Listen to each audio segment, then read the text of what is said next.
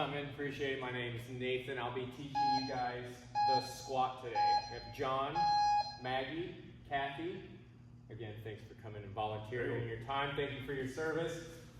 Today, guys, we're learning the squat, also known as the air squat. We call it the air squat because when we're practicing today, we don't have any weight. We're not putting any load on our body, so essentially it's an air squat. This is a body weight squat. Our objective today is teach you guys the correct mechanics of this thing. We're not looking for intensity quite yet. We're not looking for tons of reps. Just going over the mechanics of the air squat. Some key points. This is a foundational movement. You guys will find this in everyday life, sitting on the couch, sitting at a computer desk, sitting down on the toilet, for your morning rituals, everyday activity, and I encourage you guys to now take this and see outside of life where this applies to you. You're going to find it from down to your 1-year-old all the way up to your grandma need to be able to do this. Okay? We're going to break it down. This is our execution of the thing. So our stance is almost where you guys are. I'll have you get there now, but it's shoulder width. And if we look down, we can kind of move our feet to about shoulder width. Now everybody's going to be a little bit different. Maggie, we can go a little wider. Toes, they can be pointed forward. They can be slightly pointed out. What we don't want is walking like a duck, right? So whoever's kind of comfortable, we'll get in that position, and I might adjust you guys from there. So the descent, the hips are going to go back and down. So to start this, your hands will go out kind of naturally to help counterbalance. But I want you to imagine there's a rope tied around your waist, and there's a person behind you pulling you down and back. So when I get set, you'll be in this position right here. When I say go, I want you guys to push your hips down and back. Okay? You'll stay there until I say stand. When I say stand, you'll come up. Okay? Get set, ready, and go. Yeah, hips down and back, and stand. Ready, and go. And stand. Awesome. John, on the next one, instead of the knees going forward mostly, I want the hips more going back. Okay? Ready, and down. Yeah, better. And stand. Ready, and down. Nice job, ladies. And stand. What you'll notice is the weight's in the heels. Okay? You should be able to, when you go down, wiggle those toes. Now, next part of this is how do we know we have squatted? We put a standard on everything. I want the hip crease below the top of the knee.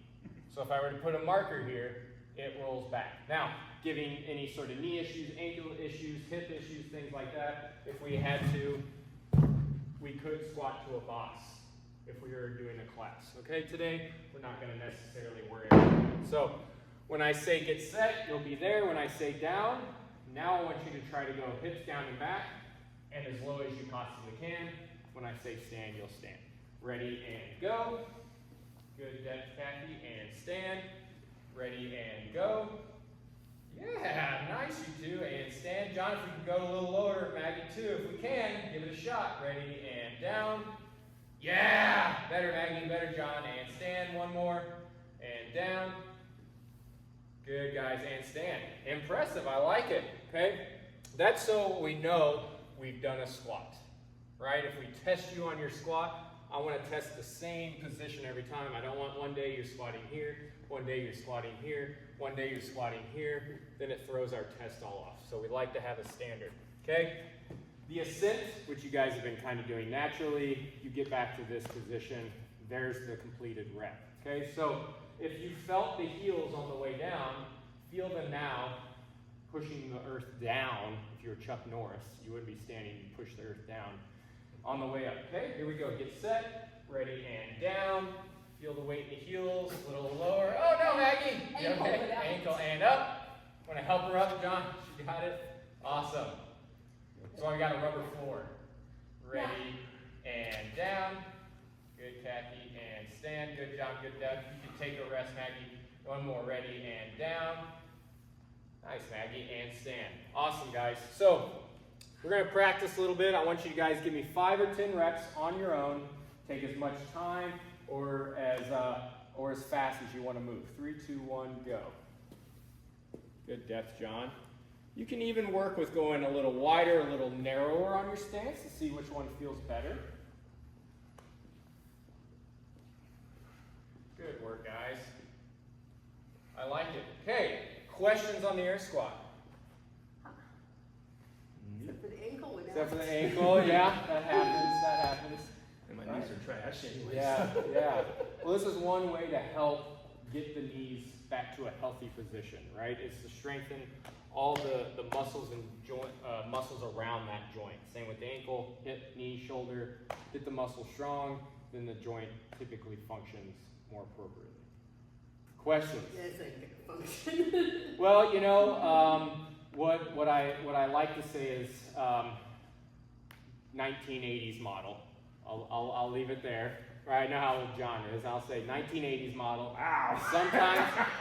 Sometimes we can take that car, we can maintain it, we can change the oil, we can put new coats of paint on it, but it's still going to drive like a 1980s, right? There's not a lot you can do sometimes, but I can guarantee that if you maintain that 1980s car, it's a lot better than it's sitting out in the field, right, doing nothing, right? So that's my analogy I use. Like sometimes the frame's done bent, Yeah. but you still want to drive it and enjoy it, right? So you're gonna do your best to maintain it. Okay? That knee, I don't think he threw me at 7. All right, guys. Questions? Nope. Got my little diagram here. That's it.